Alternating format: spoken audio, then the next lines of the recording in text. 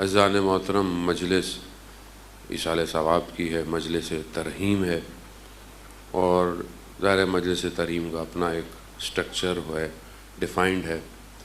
خدا کی بارگاہ میں سب سے پہلے تو ہم شکر گزار ہیں کہ پروردگار نے ہمیں ایک ایسے مکتب میں پیدا کیا کہ جس میں کوئی شخص اگر مر بھی جاتا ہے تو ہم اس کے مرنے پہ صرف مادی نقصان یا فائدہ نہیں سوچتے، بلکہ اس کے اس دنیا کے جانے کے بعد ہم اس عالم کی فکر میں رہتے ہیں۔ اس کے مرنے کے بعد انسان قرآن کی تلاوت، مجالس، ایصال ثواب اور وہ نیکیاں کرتا ہے کہ جس سے ہمارا یقین پختہ ہوتا ہے کہ وہاں کوئی خبر ہے۔ اگر ہمارا یقین نہ ہو کہ وہاں کوئی خبر ہے تو یہ ایصال کس کا ہے؟ یہ جو ایصال ثواب ہے، کبھی اس میں ہم نے، کیونکہ بہت سی چیزیں اتنی زیادہ زندگی میں عام ہو جاتی ہیں، مطلب انسان کبھی اپنے ہاتھوں کی طرف فکر نہیں کرتا۔ خدا قرآن میں کہہ رہا ہے کہ دیکھو پانی کو گرتے ہوئے، دیکھو پہاڑوں کو دیکھو، مگر ہمیں کیونکہ چیزیں اتنی عادی ہیں، نارمل ہیں، ہم ان کو دیکھتے نہیں ہیں۔ خدا کیا کہنا چاہتا ہے؟ یعنی دیکھتا ہے کہ ایک ایک قطرہ یہ ڈیزائن کیسے ہوتا ہے۔ جو اسٹوڈنٹ ہوتے ہیں سائنس کے، ان کو پتہ چلتا ہے کہ یہ پانی کیسے آتا ہے۔ اسی طرح بہت سارے الفاظ ہماری زندگی میں اتنے گونج رہے ہوتے ہیں، ہمیں اس کا مفہوم ہمارے ذہن میں تصویر نہیں بناتا، جس میں مثال کے طور پر تقویٰ سنتے رہتے ہیں۔ وہ اب تقویٰ کیا ہے، تقویٰ کس طرح ہوگا، وہ کبھی ہم نے۔ اسی طرح ایصال ثواب، یعنی آپ ثواب کو بھیج رہے ہیں۔ ایصال، خوب یہ ثواب کہاں جا رہا ہے اور یہ ثواب کس فارم میں جا رہا ہے؟ یعنی کیا ہے؟ آپ نے پارسل سینڈ کرنا ہے، T C S, D H L, FedEx ہے، کیا ہے یہ ہمارے مکتب کی خاصیت ہے کہ جہاں ہم اللہ کا ذکر کرتے ہیں اور ان کا ذکر کرتے ہیں جس کا خدا نے ذکر کیا ہے۔ یہ ذکر خود بخود اپنے اندر یہ خاصیت رکھتا ہے کہ جب یہ یہاں کیا جائے اور جس کی وجہ سے کیا جائے اس کو وہاں پر بہت کچھ ملنا شروع ہو جاتا ہے۔ وہ یہ خدا کا ہم شکر گزار ہونا چاہیے۔ آج ہم کسی کے لیے یہ کام کر رہے ہیں، کل ہمارے لیے بھی یہ کام کیا جائے گا۔ اب ظاہر ہے وہاں کیا ہے، کس طرح ہے، خوب بہرحال میں اسی کچھ عنوان سے آپ کی زیادہ زحمت کو تمام کروں گا کہ بہت سارے ایسے مضامین ہیں کہ جو موت کے اوپر ڈسکس کیے جاتے ہیں۔ موت، خود موت کے بعد ایک حدیث جس کا میں نے آج آپ کی خدمت میں انتخاب کیا ہے، چھوٹی سی حدیث ہے، کوشش کروں گا اسی کو اپنی گفتگو میں سمیٹنے کی۔ حدیث جو ہے وہ امام رضا علیہ السلام سے ہے،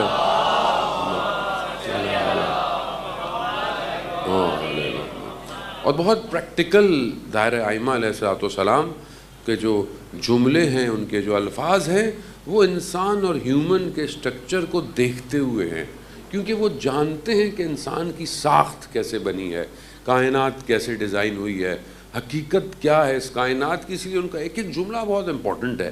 بس ہماری اپنی نااہلی ہے، میں اپنے آپ سے کہوں گا کہ ہم اپنے معاشرے میں ان کے جملوں کو کم پیش کرتے ہیں اور اپنی گفتگو زیادہ کرتے ہیں۔ امام رضا علیہ السلام فرماتے ہیں کہ اسے پوچھا گیا کیف اصبحتو، آپ نے صبح کیسے کی؟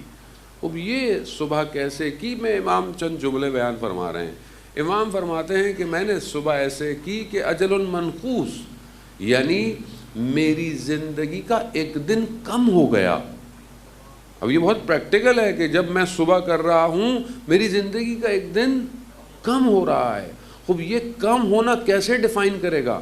یعنی آپ ایک جگہ پر ہیں، اب آپ کو یہ نہیں پتا کہ یہاں سے جانا کب ہے، لیکن جانا ہے آپ نے ایک دن، تو اب آپ یہ نہیں بولیں گے کہ میں آگے کی طرف بڑھا ہوں، بلکہ آپ کہیں گے کہ وہاں سے میرا ایک دن کم ہو رہا ہے، ہو سکتا ہے مجھے آج جانا پڑ جائے، ہو سکتا ہے مجھے کل جانا پڑ جائے۔ امام فرما رہے ہیں کہ میں نے صبح ایسے کی کہ میری زندگی کا ایک دن کم ہو رہا ہے۔ یعنی بالکل ایسے ہی ہے کہ جیسے ایک برف لے لیں، آپ ایک آئس لے لیں اور وہ آپ اس کو رکھیں اپنے پاس، وہ اپنے ٹائم گزرنے کے ساتھ ساتھ پگھلتی جائے گی۔ انٹل انلیس اس کا کوئی ٹیمپریچر آپ نے اس کو ایسے رکھا ہو، ورنہ نارمل آپ باہر برف رکھیں برف پگھلنا شروع ہو جائے گی. خوب زندگی ایسے ہی ہے. زندگی جو اس دنیا میں آئی ہے وہ بیسیکلی پگھل رہی ہے، لیکن ہمیں اس کی فکر نہیں ہے. ہم اپنی زندگی کو اسی طرح دوڑ میں گزار رہے ہیں جیسے ہم اپنی سالگرہ پہ خوش ہوتے ہونا چاہیے. لیکن اس پہ بھی افسوس کرنا چاہیے کہ میں نے پچھلی گزشتہ زندگی میں کیا کیا ہے. یعنی جہاں انسان کی زندگی کا ایک دن کم ہو رہا ہے وہاں اس نے پیچھے کیا کیا ہے. اب یہ بہت امپورٹنٹ ہے کہ اب یہاں میں سوچوں کہ میں نے 4 سال ایک ڈگری حاصل کی ہے، میں یونیورسٹی میں پڑھتا رہا، اب یونیورسٹی سے نکل رہا ہوں. اب ظاہر ہے جو میں نے کیا ہوگا 4 سال وہی میرا ایگزٹ ہوگا کہ میرا اب ایگزٹ کیا ہے. اب جس زندگی کا یہ پتہ نہ ہو کہ وہ کب تک ہے تو ہمیں اس کو کس طرح گزارنا چاہیے. انسان کو جو پتہ ہی نہیں کہ میں یہاں سے ممبر سے اٹھوں اور میں یہیں میری آخری سانس ہو، نو، کسی کو نہیں پتہ. کوئی دعویٰ سوائے ان اولیاء خداؤں کے یا ان شہداؤں کے کہ جن کو اللہ نے یہ خبر دے دی تھی کہ کب انہوں نے جانا ہے. بڑے بڑے شہداؤں کا واقعہ ہے. ایک شہید ہے اور وہ اصفہان کا رہنے والا ہے. جب آخری دفعہ اپنے گھر آیا تو اپنی زوجہ سے کہتا ہے کہ میرے پاؤں کو دیکھ لیں اچھی طریقے سے. خوب یہ بڑی عجیب سی بات تھی، بہرحال اس کو غور سے دیکھا. لیکن جب شہید ہوا تو اس کی باڈی میں سے کوئی حصہ نہیں ملا سوائے جگہ میں پاؤں تھے. اب اس نے اس وقت جانتا تھا کہ یہی حصہ بچے گا، تو زوجہ سے کہا کہ اس کو غور سے دیکھو تاکہ پہچان سکنا کہ یہ میرا بدن ہے. یا وہ اولیاء خدا کہ جنہوں نے اپنے جانے سے پہلے یہ بتا دیا ہو کہ فلانے دن، مگر وہ اس مقام تک پہنچنے کے لیے بھی بہرحال انسان آئے گا. ایک بہت روایت جو ہے وہ بہت طولانی ہے، بہت لمبی ہے، جو کچھ شخص جو ہیں وہ حضرت سلمان فارسی کے بارے میں، کہ حضرت سلمان فارسی رضوان اللہ تعالیٰ علیہ کہ جن کے لیے کہ سلمان و منا اہل بیت ہے، اپنے آخری وقت میں مدائن میں جو بہت مریض ہیں تو اس وقت بھی کہا کہ مجھے قبرستان لے کے جاؤ. قبرستان لے کے گئے تو وہاں پر انہوں نے ایک قبر سے خطاب کیا. ظاہر ہے سلمان فارسی ہیں تو مردہ قبر سے باہر آیا اور اس سے پوچھا کہ معاملہ کیا ہے موت کا. یعنی آپ دیکھیں حضرت سلمان فارسی جیسی ہستی کہ جس کے لیے اہل بیت کہہ رہے ہیں سلمان و منا اہل بیت، یا مولا کائنات کہہ رہے ہیں کہ سلمان اگر تمہارا ایمان ابو ذر کو پتہ چل جائے تو ابو ذر جو ہے وہ تمہیں تلوار سے جو ہے وہ قتل کر دینی. اتنا ایمان. اس پر بھی حضرت سلمان فارسی جو ہے وہ اپنی پریشانی کا اظہار کر رہے ہیں کہ موت کے وقت ماجرا کیا ہے. تو اس مردے نے، جو بہت طولانی حدیث ہے، اس مردے نے مرنے کی کیفیت کو بتایا ہے. وہ بہرحال اس کا مقصد یہ ہوتا ہے کہ انسان ڈرانے کی باتیں کرے یا ڈریں، لیکن حقیقت یہی ہے کہ ہم جس چیز کے لیے اپنی زندگی گزار رہے ہیں یہ زندگی اتنی امپورٹنٹ نہیں ہے کہ ہم اس کے لیے اس زندگی کو خراب کریں. مولا متقیان حضرت علی ابن ابی طالب علیہ السلام،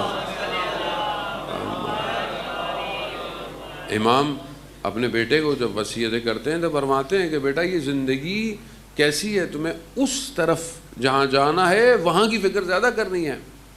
وہ امام خمینی رضوان اللہ تعالیٰ علیہ کے بارے میں کہ ان کے بیٹے سید احمد نے جب بہت عرصے کے بعد اپنے بابا کو خواب میں دیکھا تو پوچھا کہ اتنا دیر کیوں لگ گئی خواب میں آتے، تو کہا بیٹا اس جہان میں معاملہ بہت زیادہ سخت ہے، یہاں تک کہ وہاں یہ بھی پوچھا جا رہا ہے کہ آپ نے جو ہاتھ اٹھایا تھا، یعنی آپ کو پتہ ہے امام خمینی کی تصویریں ہیں، بہت ساری لوگ کھڑے ہوئے، امام خمینی نے کہا یہ جو میں نے ہاتھ اٹھایا تھا اس کا بھی مجھے جواب دینا پڑ رہا ہے.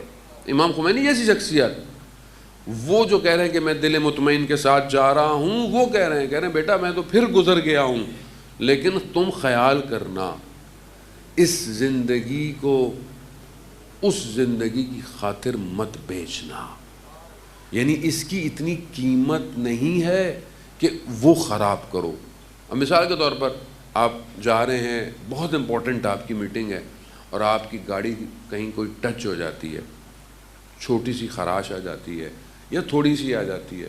اگر آپ ویسے دیکھیں تو پریشان ہوں، لیکن جہاں آپ جا رہے ہیں وہ اتنا امپورٹنٹ ہے تو آپ کہتے ہیں چھوڑو مجھے ابھی فی الحال بہت جلدی ہے، مجھے پہنچنا ہے. کیوں پہنچنا ہے بھائی؟ آپ اپنا نقصان لے لیں، ہم آپ کو پیسے دیتے ہیں، آپ کی گاڑی مکینک کے پاس لے آتے ہیں، کہتے ہیں نہیں مجھے ضرورت نہیں، میں خود کر لوں گا. کیوں؟ کیونکہ جہاں آپ جا رہے ہیں اس کی پرائس بہت ہائی ہے، اس کے مقابلے میں یہ نقصان آپ کا کوئی نقصان نہیں ہے۔ خوب اسی اپنی زندگی کی مثال سے دیکھیں، یہ جو زندگی میں آ رہا ہے، کہیں مثال بیمار ہو گیا ہے، کہیں انسان مطلب پریشانی ہو گئی ہے، کہیں کوئی چیز چھن گئی ہے، کہیں کوئی چیز کم ہے، تو یہ کمیاں آپ کو ایسا نہ کر دیں کہ آپ اپنی قیامت سے غافل ہو جائیں۔ انسان چھوٹے سے زمین کے ٹکڑے کی خاطر اپنے بہن بھائیوں کا دشمن ہو جاتا ہے، اپنے ماں باپ کے ساتھ بے احترامی کرنے لگ جاتا ہے، چھوٹی سی چیز چاہے مطلب کتنی ہوگی، لیکن آپ دیکھیں رشتے برباد کر دیتا ہے، یہ سوچے بغیر کہ یہاں ایک ایک چیز اور وہاں جو خدا دے گا۔ ایک عام آدمی کے لیے بھی جو جنت ہے وہ دنیا کے 8 برابر ہے، کئی گنا بڑی ہے، لیکن ہم کیونکہ متوجہ نہیں ہیں۔ مثال کے طور پر انسان عام زندگی میں جا رہا ہے، گاڑی چلا رہا ہے، میں معذرت کے ساتھ ظاہر ہے میں بھی مارچ سے تو اترا نہیں ہوں، یہیں پہ ہوں تو یہیں کی مثالیں دیتا ہوں۔ مثلا آپ جا رہے ہیں، آپ بے دھیانی میں آپ کو عادت ہے ٹیکسٹ کرنے کی، گاڑی چلاتے ہوئے موبائل کرنے کی، لیکن جب تک آ گیا آپ زندگی بھر فون یوز نہیں کریں گے، نہیں ایک دفعہ ایسا حادثہ ہو گیا میں بچ گیا ہوں۔ زندگی ایسے ہی ہے، بعض اوقات جب تک اس کو جھٹکا نہیں لگتا زندگی میں انسان متوجہ نہیں ہوتا، غفلت میں ہے۔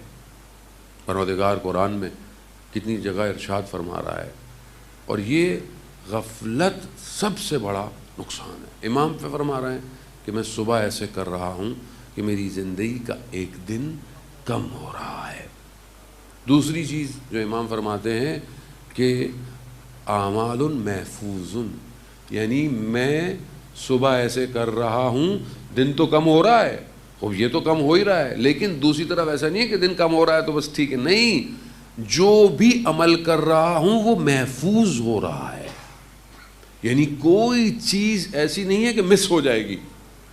آپ دنیا کے کیمروں سے بھاگ سکتے ہیں، آپ لوگوں کی نگاہوں سے چھپ سکتے ہیں، خدا کی بارگاہ سے بھاگا نہیں جا سکتا۔ لا یمکن الفرار من حکومت، ایک دعائے کمیل کا فراز ہے کہ پروردگار تیری حکومت سے کوئی فرار ممکن نہیں ہے۔ آپ تصور کریں کہ جو آپ سارا دن دیکھتے ہیں وہ رات کو پرائم ٹائم پہ ٹی وی چینل پہ دکھایا جائے، کیا کریں گے آپ؟ جو آپ صبح اٹھے آپ نے دیکھا، آپ کی آنکھیں جہاں جہاں چلتی گئیں، رات کو پرائم ٹائم پہ 9 بجے وہی ساری چیزیں اگر دکھائی جائیں تو کیا آپ دیکھیں گے پورا دن؟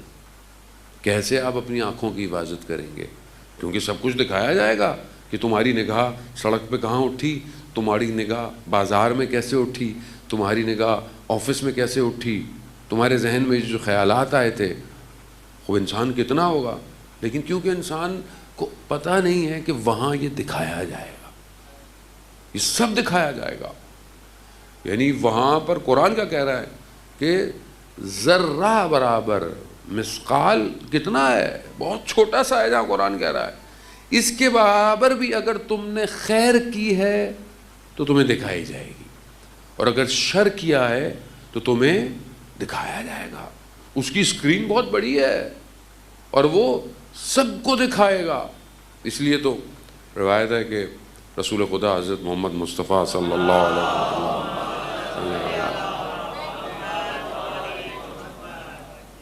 رسول خدا گھر میں اپنی بیٹی کے آتے ہیں، ایام فاطمیہ بھی شروع ہو رہے ہیں، اپنی بیٹی کے گھر آتے ہیں تو دیکھتا ہے کہ بیوی جو ہیں وہ پریشان ہے، اور چہرے پر ایک پریشانی کا۔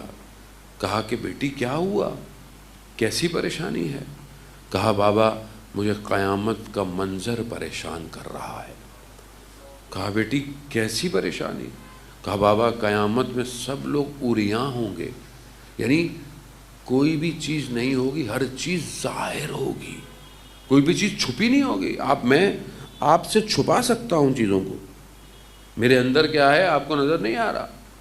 میں اچھے کپڑے، صاف ستھرے کپڑے پہن کر اپنی اندر کی پرسنالٹی کو ہائڈ کر سکتا ہوں، خوشبو لگا کر اپنے بدبودار سوچوں کو آپ کو دھوکہ دے سکتا ہوں، اپنی نگاہوں کو چھپا سکتا ہوں، لیکن قیامت میں ہر چیز عیاں ہوگی، چھپی بھی نہیں ہوگی۔ تو بی بی فرماتی ہیں بابا میں اس دن سے پریشان ہوں، ہر چیز عیاں ہوگی۔ بی بی فرماتی ہیں آئے حضرت جبرائیل نے آ کر سلام پیش کیا، کہا رسول خدا کو کہ اے میرے حبیب فاطمہ کو ہمارا سلام دیجئے، اور خداوند متعال نے کہا ہے کہ فاطمہ سے پریشان مت ہوں، ہم قیامت والے دن ان کے چاہنے والوں کو نور کے دائرے میں رکھیں گے، نور کے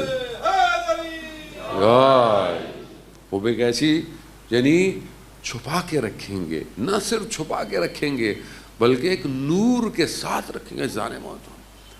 جتنا انسان شکر کرے کہ انسان اس گھرانے سے تعلق رکھتا ہے کم ہے، کیونکہ یہ شاید ہمیں ابھی سمجھ میں نہیں آئے گا، یہ معاملہ مرنے کے بعد زیادہ ہے۔ یہاں تو بہرحال دنیا ہے، دنیا میں کئی مکاتب ہیں، کئی شور ہے، آپ کو نظر آتا ہے، وہاں جو ہے وہی ہے، اور وہاں معاملہ بہت سخت ہے۔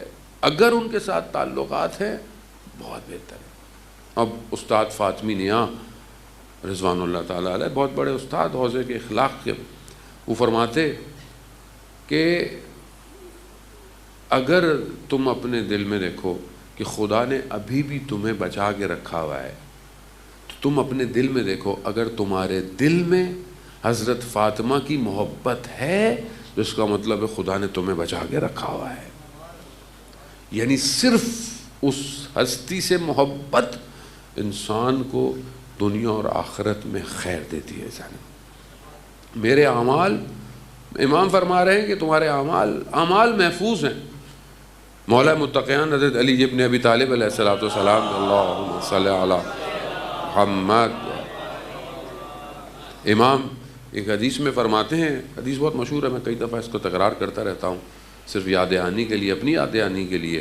امام فرماتے ہیں کہ چند ایسے رفیق ہیں، تمہارے دوست ہیں جو تمہاری زندگی میں ہیں۔ پہلے وہ ہیں جو تمہارے مرنے تک ہیں، بس جو انسان کے دوست ہوتے ہیں وہ صرف اس وقت ہیں، وہ کیا پوچھتے ہیں کہ آپ کا جنازہ کب ہے، جنازہ دوست کا جنازہ کب ہے، بس اس کے بعد نہیں پوچھتے۔ دوسرا جو گروہ ہے وہ اولاد ہے، بیوی ہے، گھر والے ہیں، وہ کب تک ہیں، وہ تمہارے جنازے دفنانے تک ہے، قبرستان، بس اس کے بعد وہ بھی اپنے گھر چلے جاتے ہیں۔ آپ دیکھیں ہم اپنے مرحومین کو دوڑتے دوڑتے دفناتے ہیں، اور اس کے بعد دفنا کے فوراً مراسم، سوئم، بہرحال یہ ساری چیزیں بھی اپنی جگہ ضروری ہیں، لیکن قبر پہ کوئی نہیں بیٹھتا۔ سگی اولاد رات قبر میں نہیں گزارتی، وہ ماں باپ جنہوں نے راتوں کو جاگ جاگ کے ہمیں بلند کیا ہے، خود گیلے میں ہمیں سوکھے میں سلایا ہوتا ہے، انگلی پکڑ پکڑ کے بزرگ منہ میں نوالے ڈال کر ایک چیز سکھائی ہوتی ہے، ہم ایک رات ان کی قبر پہ نہیں بیٹھتے کہ وہ رات ان کے لیے کیسی ہوگی، بھاگ جاتا ہے۔ مگر امام فرماتے ہیں تیسرا گروہ تمہارے ساتھ ہے قیامت تک، اور وہ تمہارا عمل ہے، چاہے برا ہو تو بھی تمہارے ساتھ ہے، اور چاہے وہ اچھا ہو تو بھی تمہارے ساتھ ہے۔ اب یہ ہمارے اپنے اوپر ہے کہ جس نے ہمارا ساتھ دینا ہے ہم اس کے ساتھ کتنے ہیں۔ ہم اپنے دوستوں کے اوپر اپنی زندگی برباد کر دیتے ہیں، دوستوں کی خاطر انسان خراب ہو جاتا ہے۔ آج دنیا کیسے خراب ہو رہی ہے، دوست خراب ہے، جوان نشوں میں بڑھ گئے ہیں، دوست خراب ہے، کمپنی خراب ہے، انسان اپنے آفس میں غلط چیزوں میں گڑ جاتا ہے، کیوں، کولیگ ہیں، کیا کریں، وہ یہ ساتھ دیں گے آپ کا؟ انسان اپنی اولاد کی خاطر حرام کما لیتا ہے، گھر کی خاطر انسان رشوت اور پتہ نہیں کیا کیا لوگوں کا حق کھانا خوب یہ کر لیتا ہے، کیوں، وہ میں اپنی اولاد کا پیٹ بھر لوں، میں اپنا گھر بنا لوں، میں اپنے گھر والوں کو دے دوں، مگر یہ اس کا ساتھ دیں گے مرنے کے بعد؟ نہیں۔ عمل جس نے ساتھ دینا ہے وہ کیسا ہے، اور یہ محفوظ ہے، اس کو آپ ڈیلیٹ نہیں کر سکتے۔ ہاں اگر ہمیں توفیق ہو جائے مرنے سے پہلے توبہ کرنے کی، اور وہ بھی سچے دل سے توبہ کرنے کی۔ توبہ کا مطلب نہیں کہ ہاتھ میں تسبیح پکڑی استغفر اللہ استغفر اللہ استغفر اللہ اور پھر بھی وہی کام ہو رہا ہے، نہ، توبہ یعنی انسان اپنے قلب سے توبہ کرے اور اپنے اعضاء سے اس گناہوں کو دوبارہ نہ کرے. یعنی انسان توبہ یہی ہے، توبہ قبول بھی یہی ہے. ان اللہ یحب التوابین، خدا توبہ کرنے والے سے محبت کرتا ہے، لیکن صحیح توبہ کرے یعنی پلٹ آئے خدا کی طرف. انسان غافل ہو جاتا ہے. خدا بڑا رحمان ہے. عزیزان محترم، ماں باپ بہت مہربان ہوتے ہیں انسان کے. آپ خاص طور پہ ماں جیسی بھی ہو، بچہ جیسا بھی ہو، اسے اپنے آغوش میں سماتی ہے، لیکن پھر بھی کبھی نہ کبھی تنگ آ کر ماں اسے دور کرنے کی کبھی کوشش کر دیتی ہے. ایک عارف ایک شہر سے گزر رہے تھے تو انہوں نے دیکھا کہ چوک پہ بچے کھیل رہے ہیں. رک گئے، دیکھا کہ ایک بچہ جو ہے وہ کپڑے اس کے مٹی مٹی ہو گئے. جیسے ہی گھر جانے لگا، دروازہ کھولا تو اس کی ماں نے شروع کی، میں نے تمہیں منع کیا تھا، تم پھر کپڑے گندے کر کر آ گئے ہو. اس نے بڑی التماس کی کہ مجھے آنے دیں، کل میں ایسا نہیں کروں گا. دوسرے دن وہ عارف پھر گزرا، دیکھا کہ پھر بچے کھیل رہے ہیں، اس کے کپڑے گندے ہو گئے. تو اس نے اپنے دوستوں سے کہا کہ دیکھو مجھے اپنے گھر لے جاؤ، کیونکہ آج میری ماں مجھے گھر آنے نہیں دے گی. دوستوں نے کہا ہم خود بڑی مشکل سے اپنے گھر جاتے ہیں، ہم تمہیں کہاں سے لے کے جائیں. خلاصہ وہ پھر اپنے گھر کے باہر کھڑا ہو کر، اور اس کی ماں کہہ رہی میں دروازہ نہیں کھولوں گی. وہ ماں ہے، وہ چھت پہ بیٹھی ہوئی رو رہی ہے کہ یہ مانتا نہیں ہے، اور یہ باہر بیٹھا ہوا رو رہا ہے کہ میں اب نہیں کروں گا، اب نہیں کروں گا. مگر وہ پھر وہی غلطی کرتا ہے. وہ عارف نے جب یہ اس واقعے کو دیکھا تو خدا کی بارگاہ میں متوجہ ہوا کہ پروردگار تو کتنا رحمان ہے، تو روز مجھے موقع دیتا ہے، میں روز غلطی کرتا ہوں، میں روز گناہ کرتا ہوں، مگر پھر بھی تو اپنے دروازے مجھ پر بند نہیں کرتا. انسان توحید یہی ہے عزیزان محترم. وہ رحمان ہے، وہ ایک لمحے میں معاف کرنے والا ہے کہ اگر انسان اس کی بارگاہ میں پلٹا. خاص طور پہ جوانی کے اندر پلٹنا کمال ہے. بڑھاپے میں بھی انسان بہرحال، لیکن بعض اوقات بڑھاپے میں تو آپشن انسان کے پاس نہیں ہوتا کہ ابھی کیا کرے، لیکن جوانی میں اس کی بارگاہ میں آنا کمال ہے. جوان اگر آ جائے، عزیزان محترم، ایک جوان رسول خدا حضرت محمد مصطفیٰ صلی اللہ علیہ وسلم رسول خدا کی خدمت میں پہنچا اور کہا کہ یا رسول اللہ مجھ سے بہت بڑا گناہ ہو گیا. رسول خدا نے کہا کہ مسئلہ ہے، خدا معاف کرنے والا ہے، خدا تمہیں معاف کر دے گا. کہا نہیں، میرا گناہ جو ہے وہ بہت زیادہ ہے. خوب کہا کتنا گناہ زیادہ ہے؟ کہا جتنے درخت ہیں ان کے پتے ہیں. کہا خدا اس کو بھی معاف کر دے گا. کہا جتنے پتہ نہیں پانی کے قطرے، سمندر، دریا ہیں، کہا خدا پھر بھی معاف کر دے گا. کہا یوں آسمان ہے. یعنی جب اس نے اتنا بولا تو کہا مگر تمہارا گناہ خدا سے بڑا ہے کیا؟ کہا نہیں. تو خدا معاف کر دے گا. پھر بھی رو رہا ہے، گریہ کر رہا ہے. رسول خدا نے اچھا تم اپنا کوئی ایک گناہ بتاؤ تو صحیح. بس محترم، اس نے جب اپنا گناہ بتایا، رسول خدا نے فوراً کہا دور ہو جاؤ اس سے پہلے کہ تمہارا عذاب ہمارے اوپر آ جائے. یعنی گناہ اتنا سنگین تھا. وہ مایوس روتا روتا اس نے کچھ لوہے کی چینیں خریدی، پہاڑی پہ چلا گیا، 2 پتھروں کے درمیان میں اپنی گردن پہ باندھ کر اپنے آپ کو گریہ کرنے لگا. روتا رہا یہاں تک کہ پرندے آ کر اس کے ساتھ رونے لگے. اتنا اس نے گریہ کیا کہ خدا میں تیرے حبیب کے پاس گیا تھا مگر اس نے بھی مجھے نکال دیا، میں کہاں جاؤں جب تک تو مجھے معاف نہیں کرے گا. 40 دن روتا رہا. 40 دن جب گزرے تو اس نے کہا پروردگار اگر تو نے مجھے معاف کیا ہے تو اپنے حبیب پر وحی نازل کر، ورنہ یہیں مجھے عذاب بھیج تاکہ میں دنیا میں اس عذاب کو دوں.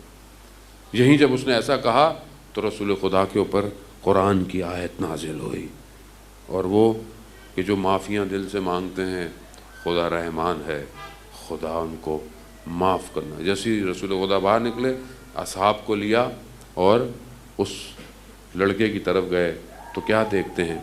جانور اس کا گریہ اتنا تھا کہ اس نے خاک اپنے اوپر ڈالی ہوئی، رو رو کر اس کی آنکھیں دھس چکی، اور جانور بھی اس کے ساتھ رو رہے ہیں۔ جیسے رسول خدا کو دیکھ ہٹ گئے، رسول خدا نے کہا کہ اس کو کھولو، اس کو ہٹاؤ، کہ خدا نے تمہیں بشارت دی ہے، خدا نے تمہارے لیے جہنت کو واجب قرار دے دیا ہے۔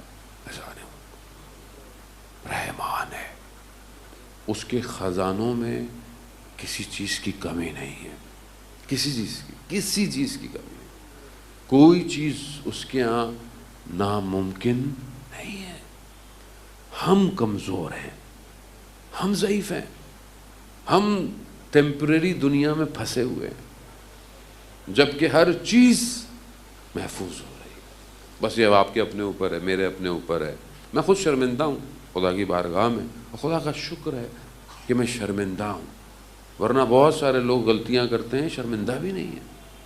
بعض اوقات جوان کہتا ہے کہ مجھے احساس ہوتا ہے میرے سے غلطی ہو گئی ہے، میں پھر کیا کروں؟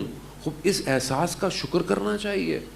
اس کا مطلب ہے کہ خدا نے ابھی آپ کو پتھر دل نہیں بنایا، ابھی اتنا ہے کہ آپ کو احساس ہو رہا ہے، ورنہ گناہ قرآن بھی کہتا ہے کہ اتنے دھبے ہو جاتے ہیں کہ قلب سیاہ ہو جاتا ہے، اور جب یہ سیاہ ہو جائے تو پھر اس میں گنجائش نہیں ہے۔ خدا کا شکر کہ انسان کو یہ احساس ہو کہ اس نے گناہ کیا ہے، اس نے غلطی کی ہے، بس یہی احساس اسے بچا سکتا ہے۔ تیسری چیز جو امام رضا علیہ السلام ارشاد فرماتے ہیں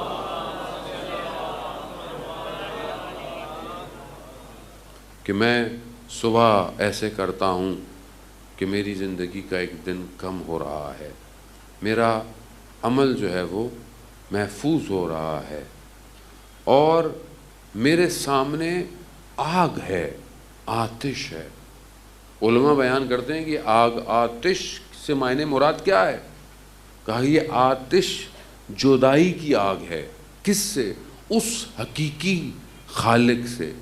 بہرحال ائمہ علیہ السلام جو ہے وہ انسان کامل ہیں، اور وہ اصل میں اپنے اس خالق کے بہت قریب اور قرب ہیں، لیکن جب اس دنیا کے اندر ہیں، ظاہر ہے دنیا کے لوگوں کے درمیان میں ہیں، جب انسان ایک چیز کو حاصل کرنا چاہتا ہے اور جب تک اس تک پہنچتا نہیں ہے تو اس کی جدائی میں انسان جل رہا ہوتا ہے۔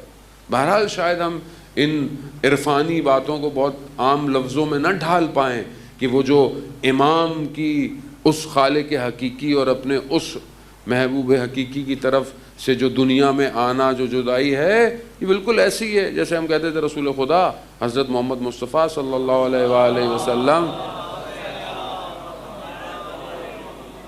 کہ ہر روز 70 دفعہ استغفار فرماتے تھے۔ ان کا استغفار خدا نخواستہ کسی غلطیوں کی وجہ سے تھوڑی تھا، ان کا استغفار اس لیے تھا کہ وہ اس دنیا میں ہیں، اپنے اس ہستی سے دور ہیں ظاہری طور پر کہ جہاں انہیں ہونا چاہیے۔ تو کیا ہم اپنے پروردگار سے ملاقات کے لیے اس عشق کی آگ میں جل رہے ہیں کہ نہیں جل رہے؟ کیا ہم چاہتے ہیں کہ اپنے پروردگار سے ملاقات کریں؟ کیا ہم اس ملاقات کے لیے منتظر ہیں کہ نہیں ہیں؟ یعنی انسان بہت کوشش کرتا ہے، بہت محنت کرتا ہے، بہت سفر کرتا ہے۔ مثال کے طور پر ہمیں زیارت کی توفیق ہو جائے، اللہ ہم سب کو کربلا کی زیارت نصیب فرمائے۔ وہ انسان چاہتا ہے زیارت پہ جانا، اب انسان جب جا رہا ہو، سب کچھ ویزا آ جائے، ٹکٹ آ جائے، سب کچھ آ جائے، تیاری ہو جائے، سامان پیک ہے، اب آپ کی دھڑکن بڑھنا شروع ہو جائے گی۔ کیوں؟ کیونکہ آپ مطلوب تک پہنچ رہے ہیں جس کے آپ طالب ہیں، آپ اس تک جانے کے لیے اب یہ تڑپ بڑھتی چلی جاتی ہے۔ جب انسان کو بتاؤ کہ وہاں جا کر میں نے یہ کرنا ہے، تو کیا ہمیں نہیں پتا کہ ہم نے مرنے کے بعد اپنے پروردگار کے سامنے کھڑا ہونا ہے؟ تو کیا ہم اس ملاقات کے لیے تڑپ رہے ہیں؟ کیا ہم اس سے ملاقات بھی چاہتے ہیں کہ نہیں چاہتے؟ حقیقی ملاقات وہی ہے، لقاء اللہ کی ملاقات ہے پروردگار سے۔ تو کیا میں اس ملاقات کے لیے تیار ہوں کہ نہیں؟ عزیزان محترم، زندگی یہی ہے کہ جن ملاقاتوں کے لیے ہم بھاگ دوڑ کر رہے ہیں، مثال کے طور پر آپ کسی شخصیت کو پسند کرتے ہیں، آپ اس سے ملنا چاہتے ہیں، آپ کتنی کوشش کرتے ہیں کہ میری تھوڑی دیر کی ملاقات ہو جائے، 2 منٹ کی ملاقات ہو جائے، 5 منٹ کی ملاقات ہو جائے۔ کی ملاقات کہ جس کے لیے انسان کو خلق کیا گیا ہے، وما خلقت الجن والانس الا لیعبدون، ہم نے خلق نہیں کیا سوائے بندگی کے۔ کیا میں اس ملاقات کی تیاری کر رہا ہوں، پریپریشن کر رہا ہوں؟ نہیں ہے انسان محترم۔ وہ ظاہر ہے جب یہ فاصلے آتے ہیں، چوتھی اور آخری چیز، اور پھر آپ سے انشاءاللہ التماس سے دعا کہ امام فرما رہے ہیں کہ یہ یہاں میرے سامنے یہ عشق اور آتش اور جدائی کی جو آگ ہے، اور مجھے نہیں معلوم کہ کل کیا ہونے والا ہے۔ بہرحال امام ہے، امام کا علم اپنی جگہ پر، لیکن ہمارے لیے نہیں معلوم کل کیا ہونے والا ہے۔ صبح میں ایسے کر رہا ہوں کہ مجھے یہی نہیں پتا کہ اب کل میرے ساتھ لا ادری، مجھے ادراک ہی نہیں ہے کہ کل میرے ساتھ کیا ہونے والا ہے، ابھی میرے ساتھ کیا ہو رہا ہے، اور میں کیسے زندگی گزار رہا ہوں۔ مولا کائنات ارشاد فرماتے ہیں کہ انسان تعجب ہوتا ہے اس شخص پر کہ ایسی زندگی گزارتا ہے جیسے اسے ساری زندگی جینا ہے یہاں پہ، اور جب مرتا ہے تو ایسا تھا جیسے کبھی زندہ ہی نہیں تھا۔ آپ کے سامنے کہاں لوگ چلے گئے، کدھر چلے گئے، بڑے بڑے لوگ دفن ہو گئے، قبرستان بھرے پڑے ہیں۔ آپ جا کر دیکھیں ذوالقرنین اسکندر جو تھا، وہ آپ کو پتا ہے قرآن اس کے بارے میں، اس کی زندگی، اس کی ایج کتنی، کہاں کہاں اس نے سفر کیا۔ جب وہ حضرت موسیٰ علیہ السلام کی قوم کے پاس پہنچا تو اس نے دیکھا کہ یہ بڑے خوشحال ہیں، بہت خوش ہیں، اور دیکھا کہ ان کے گھروں کے صحنوں میں ان کے رشتہ داروں کی قبریں ہیں صحن میں۔ کہا کہ یہ کیا ہے ماجرا؟ کہا یہ قبریں ہم نے اپنے رشتہ داروں کی اپنے صحنوں میں اس لیے دفنائی ہوئی ہیں تاکہ ہمیں ہر روز یہ یقین رہے کہ ہم نے بھی مرنا ہے، مرنا۔ کہا تو تمہارے گھروں میں دیواریں کیوں نہیں ہیں؟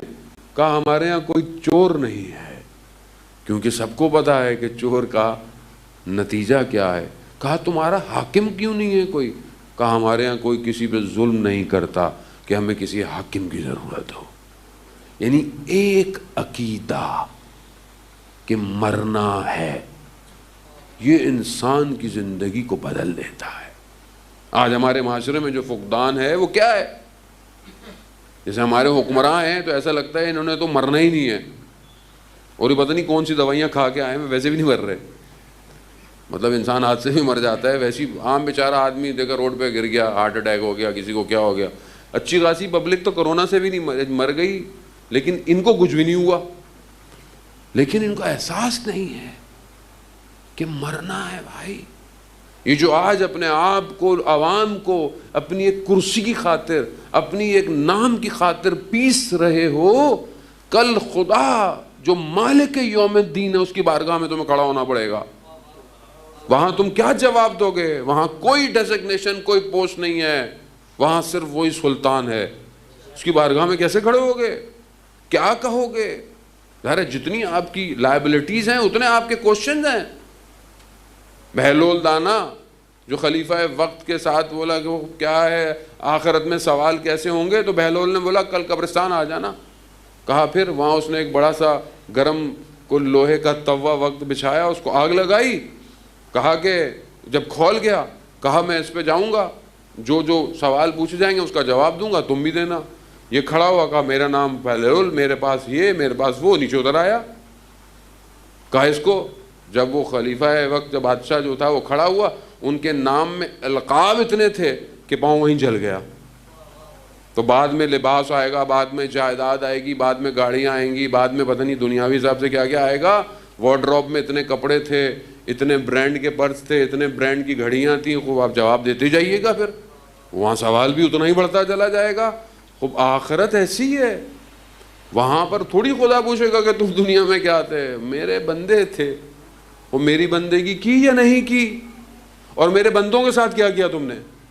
جانے محترم کچھ کام نہیں آئے گا سوائے اس کی رحمت کے۔ اگر انسان اس کی بارگاہ میں پلٹ آئے بہت فائدہ ہے، نہیں آئے اس کا کوئی نقصان نہیں ہے۔ پوری دنیا، پوری مخلوق بھی اس کو نہ مانے تو بھی وہ خدا ہے، اور ہر کوئی اس کو سجدے کر دے تو بھی اس کی خدائی میں کوئی فرق نہیں آتا۔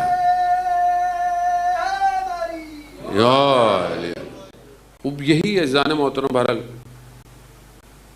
خدا ہمیں توفیق دے کہ بہرحال جو ہم نے کہا سنا ہے، اور ہمیں بھی اس پہ خود میں سب سے پہلے اپنے آپ کو نصیحت کرتا ہوں کہ مجھے عمل کی توفیق دے، اور اس کے بعد بہرحال جو ہے وہ ہم سب اس عمل پہ چلیں کہ ہمیں جانا ہے۔ اس کو یقین کر لیں تو آپ یقین کریں، آپ یہاں سے باہر قدم نکالیں گے، آپ کی پرسنالٹی چینج رہے گی، آپ غصہ نہیں کریں گے، آپ ذرا ذرا سی بات پہ خفا نہیں ہوں گے، آپ چھوٹی چھوٹی باتوں پہ ناراض نہیں ہوں گے، آپ درگزر کریں گے، آپ کی شخصیت ہی چینج رہے گی۔ جب انسان کو یہ پتا ہو کہ اس نے جانا کہاں ہے، کس بات پہ غصہ، کس بات پہ حسد، کس بات پہ بغض، کس بات پہ کینہ، کیا دنیا کی لذتوں کی خاطر میں اپنے آپ کو برباد کر رہا ہوں۔ زبان کا ذائقہ تھوڑی دیر کا، گناہوں کی لذت تھوڑی دیر، اس کے بعد تو افسردگی ہے، پریشانی ہے، شرمندگی ہے۔ اور جب انسان کو پتا ہو کہ اس کا مالک اسے دیکھ رہا ہے تو اسے خود شرمندہ ہونا پڑتا ہے۔ عزیزان محترم، ایام فاطمیہ ہیں، آپ دیکھیں کہ یہ کیسا گھرانہ تھا کہ جن کے یقین اور ایمان اور اعتقاد نے دنیا بدل ڈالی ہے، اور ہم بھی اسی آخری فرزند کا انتظار کر رہے ہیں جس نے دنیا میں آ کر اللہ کے اس سسٹم کو جو ہے وہ پھیلانا ہے۔ یہ ہماری بڑی ذمہ داری ہے، چاہے ہماری گفتگو کوئی بھی ہو، چاہے وہ ایصال ثواب ہو، چاہے خوشیاں ہوں، چاہے غم ہو، ہمیں اپنے وقت امام کو نہیں بھولنا چاہیے، کیونکہ وہی ہے جو دنیا کے نظام کو عدالت میں ڈھال دے گا۔ دنیا کے کسی سسٹم کے پاس نہ طاقت ہے نہ گنجائش ہے۔ آپ کے سامنے آج دنیا کے سارے سسٹم فیل ہو رہے ہیں، آپ کے سامنے دنیا میں جنگیں ہو رہی ہیں، فائنینشل کرائسس ہیں، انرجی کرائسس ہیں، فوڈ کرائسس ہیں، واٹر جو ہے وہ شارٹ فال ہونے والا، ہر چیز مشکلات آپ کے سامنے ہیں۔ کون اس دنیا کو بچائے گا؟ وہی سوال ہے، کون بچائے گا؟ کس کے پاس حل ہے؟ کسی کے پاس نہیں، صرف اس اللہ کے نمائندے کے پاس اس دنیا کو بچانے کا فارمولا ہے، وہی اللہ کا باقی ہے۔ ہمیں اپنے آپ کو اس ہستی سے متصل کرنے کی ضرورت ہے۔ ہماری زبانوں میں صرف یا صاحب الزمان ہونا چاہیے، یا مہدی ترک نہیں ہونا چاہیے۔ جب بھی آپ پھنسیں، لیکن انسان کی چاہت کیسے اظہار ہوگی؟ جب آپ کو کچھ تکلیف ہو، جب آپ کو کچھ ہو، تو جو چیز آپ کے وجود سے باہر آئے گی وہی ہے جس سے آپ جڑے ہوئے ہیں۔ تو کیا میں اپنے امام کو یاد کرتا ہوں یا نہیں کرتا؟ کیا میرے وجود سے نکلتا ہے یا صاحب الزمان؟ اس کا مطلب ہے کہ میرا رابطہ کمزور ہے۔ امام کو اس کے دور میں ماننا کمال ہے۔ اگر آج ہم اپنے بہت سارے ائمہ کو مانتے ہیں، خدا کا شکر ہے، لیکن اگر ہم کوفہ میں ہوتے تو کیا ہم اپنے مولا کو بگاڑتے؟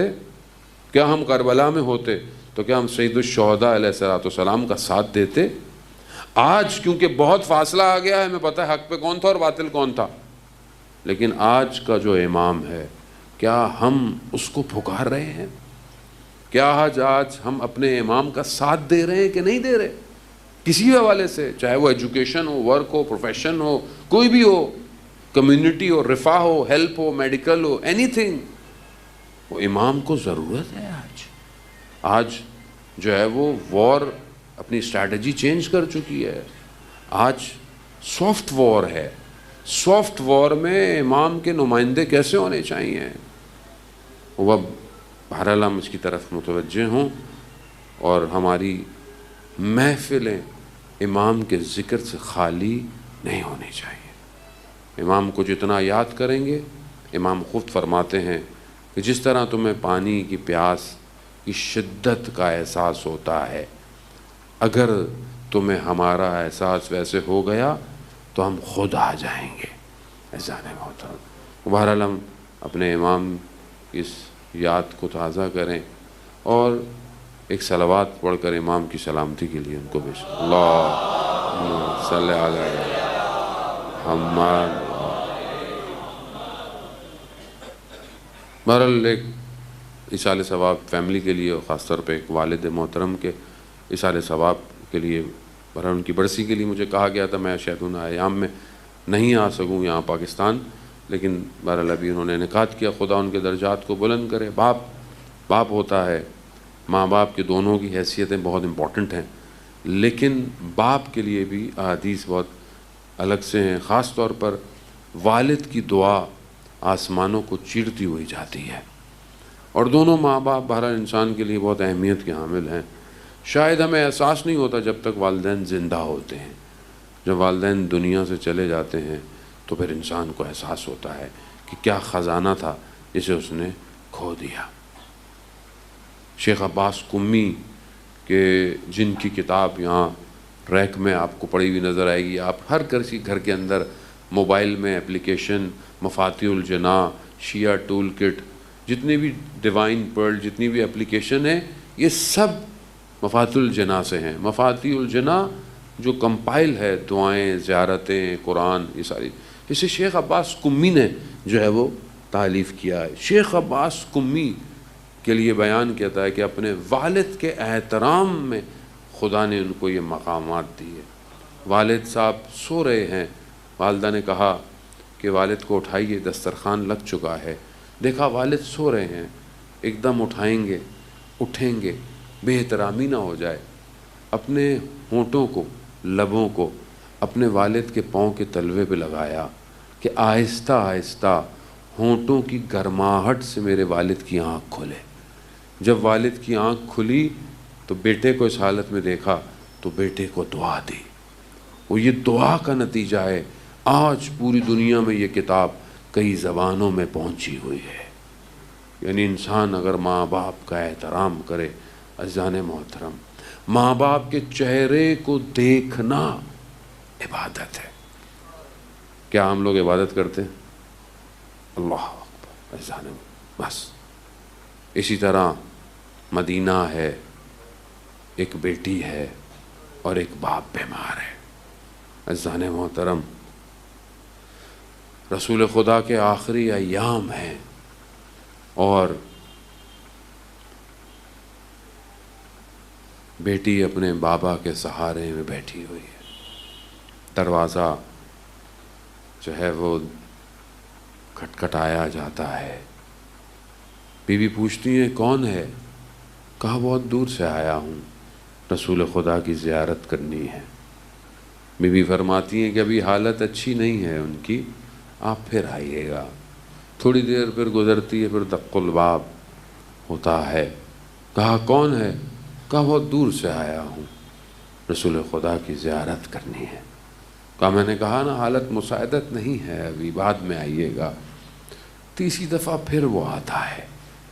ایسے میں رسول خدا ارشاد فرماتے ہیں بیٹی آپ جانتی ہیں یہ کون ہے؟ کہا نہیں بابا۔ کہا یہ ملک الموت ہے، آپ کے احترام میں دروازہ کھٹکھٹا کر آ رہا ہے۔ یا سیدہ، کتنا احترام ہے، ملک الموت احترام کر رہا ہے۔ یا رسول اللہ، آپ زندہ ہیں، ملائکہ بھی احترام کرتے ہیں، آپ کے جانے کی دیر ہے، آپ کے جانے کی دیر ہے۔ امت نے دروازہ کھٹکھٹایا نہیں، امت نے دروازہ جلا دیا۔ نہ صرف جلا دیا بلکہ دروازے کو دھکا دیا۔ نہ صرف دھکا دیا بلکہ آپ کی وہ اقلوتی فاطمہ بزہ منی، وہ جو آپ کے جگر کا ٹکڑا ہے، وہ تو در و دیوار میں آ گئی۔ نہ صرف در و دیوار میں آئی بلکہ روایات کہتی ہیں کہ دروازے کے نیچے آ گئی۔ میں امام زمانہ سے معذرت چاہوں گا، یا امام زمانہ مجھے معاف کیجئے گا، بس ایک جملہ کہہ کر میں آگے بڑھوں گا کہ نہ صرف دروازے کے نیچے آئیں بلکہ کہتے ہیں 40 لوگ دروازے کے اوپر سے گزر گئے۔ یا سیدہ، یا فاطمہ، یہ کیا ستم ہو گیا۔ ہاں عزاداران محترم، ایام فاطمیہ شروع ہونے والے ہیں۔ علی کے گھر کے اندر ایک غم کی فضا چھانے والی ہے۔ در و دیوار کے سہاروں سے چلنے والی ہے سیدہ، بس ایک یہ بیٹی ہے جو اپنے باپ کے جانے کے بعد مشکلات کو جھیل رہی ہے، ایک اور بیٹی ہے جو کربلا میں ہے، جو یہ دیکھتی ہے کہ جو گیا وہ واپس نہیں آیا ہے۔ ہاں، جب آخری وقت میں دیکھا نا کہ بابا بھی جا رہے ہیں تو بابا کی سواری سے لپٹ جاتی ہے۔ میرے مولا سواری سے نیچے اتر کر اپنی بیٹی کو سینے سے لگاتے ہیں، نہ جانے کیا کہتے ہیں۔ بیٹی جملے کہتی ہے، بابا ہمیں واپس مدینہ چھوڑ آؤ، لیکن میرا مولا کہتا ہے بیٹی اب دیر ہو گئی ہے، اب وقت نہیں ہے۔ ہاں عزیزان محترم، کسی بیٹی کو اپنے باپ کی ایسی حالت نہ دکھائی جائے، اور میں نہیں سمجھتا کہ کسی بیٹی نے اپنے بابا کی ایسی حالت دیکھی ہوگی کہ سید الشہداء جب زین سے زمین پر آئے ہیں تو کوئی تلواروں کے ساتھ، کوئی لکڑیوں کے ساتھ، کوئی نیزوں کے ساتھ، کوئی پتھروں کے ساتھ، ارے اس بیٹی نے اپنے آپ کو اپنے بابا کے بدن تک پہنچایا ہے۔ بیٹیاں باپ کے جنازوں کی زینت ہوتی ہیں، مگر اس بیٹی کو پیار سے نہیں ہٹایا گیا، تماچوں اور تازیانوں سے جدا کر دیا۔ ارے یہ بیٹی بس دیکھتی رہی ہے، پھر بھی یہاں بس نہیں ہوئی، ہاتھوں میں رسیاں ہیں، گلے بھی بندھے ہوئے ہیں، کوفہ اور شام کی گلیاں ہیں۔ یہ بیٹی بڑی حسرت بھری نگاہوں سے اس نیزے کو دیکھ رہی ہے جس پر بابا کا سر ہے، شاید کوئی انتظار میں کہ میرے بابا لب کھولے، مجھ سے بولے۔ آپ کی بھی بیٹیاں ہوں گی نا جب آپ گھروں کو واپس جاتے ہیں، میں بھی جب گھر جاتا ہوں میری بیٹی بھی مجھ سے پوچھتی ہے، سوال کرتی ہے، اپنا دکھ درد بیان کرتی ہے۔ ہائے میں قربان جاؤں شام کا زندان، جب اس بیٹی کو بابا کا سر ملا، بچی نے اپنے بابا کو جب دیکھا تو شروع ہوئی، بابا آپ کے جانے کے بعد خیمے جل گئے، تازے آنے لگے، گوشوارے چھن گئے۔ بابا یہ کہتے کہتے ایک طرف بچی ایک طرف سر ہے، انا للہ و انا الیہ راجعون۔